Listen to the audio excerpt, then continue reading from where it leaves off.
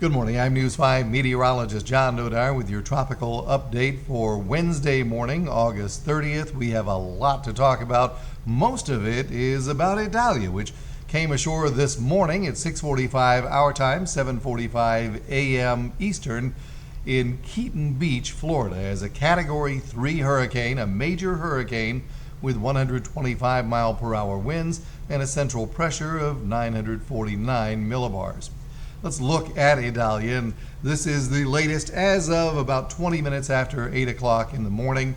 You can see it's making its way across North Florida now and into South Georgia, likely still as a Category 2 hurricane, 110 mile per hour winds, moving north-northeast at 18 miles per hour.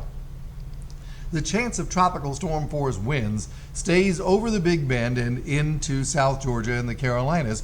You notice that we are outside of that chance, and what we have seen this morning and what we likely will see during the day today is just a puff of a north breeze, maybe gusting 10 to 20 miles per hour at times, but hardly noticeable during the day today.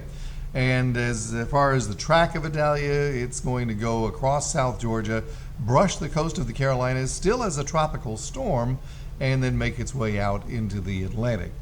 For us, most of the impacts have been right up to the water's edge and no farther. So we're talking about big waves. We've had seas building 7 to 10 feet and waves crashing about 6 to 8 feet. So a high surf warning has been in effect along our area beaches. There's also a high risk of rip currents now through Friday, and those are extremely dangerous. Don't go out in the water. We'll have higher than usual tides, but not really storm surge, just about a foot higher than usual because of a combination of Idalia and also a full, blue supermoon, and we haven't had much time to talk about that. Wind gusts in our neighborhood, 10 to 15 miles an hour. Yeah, that's hardly scary here. In fact, it's dry air, so it's been pretty pleasant. The radar shows absolutely nothing in the early morning hours. We will get some pop-up thunderstorms late in the day, and the farther east you are, the more likely it is that you'll get a little bit of rain today. You can still see the rough surf out at Pensacola Beach right now.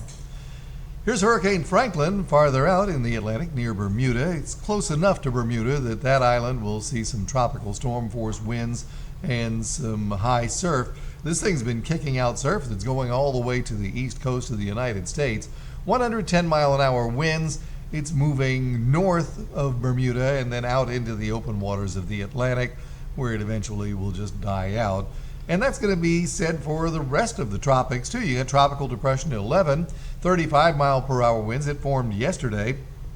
I don't know if this thing's going to last more than a day or two, but even if it does, it travels north through the central Atlantic. It is not a threat to land, and neither are these two areas of low pressure. Even if they do manage to pull together into tropical systems, they are going to live and die out in the Atlantic waters, and that's about it. So, if you want to know more and you want to know the absolute latest and see all of the latest information, check out the map room, and it's open 24/7 on WKRG.com. It's under the Weather tab.